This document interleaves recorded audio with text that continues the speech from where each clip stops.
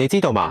影響我哋嘅有3種力量：能力、業力同願力。能力好易明，就係你嘅本事。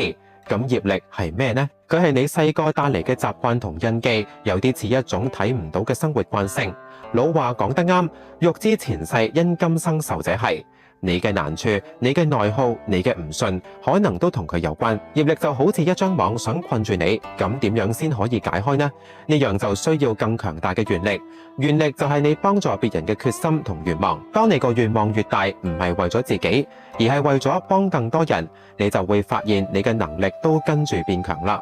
低層次嘅人成日唔理解高層次嘅人，就好似小麻雀唔明大雁嘅志向；而境界高嘅人睇境界低嘅人，只有包容同理解。修行嘅核心其實好簡單，就係回歸單純同自在。好多事情你放唔低，就會糾結痛苦。聽正經話俾我哋知，人心如果可以靜落嚟，天地間嘅智慧就都嚟啦。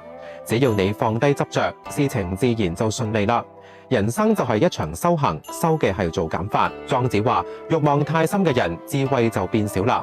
唔好俾欲望控制你嘅本心，真正嘅動力唔喺外面，而喺你安靜嘅心裏面。道家講心外無物，如果你睇唔破名聲，就會被名譽綁架；睇唔破利益，就會被得失折磨。莊子同朋友睇魚嘅故事，你知唔知啊？朋友話：你唔係魚，點知魚快唔快樂？莊子話：你唔係我，點知我唔知魚嘅快樂呢？其實你能睇到嘅一切，都係你內心嘅映射。你能夠睇到魚嘅快樂，係因為你心裏面先有咗快樂。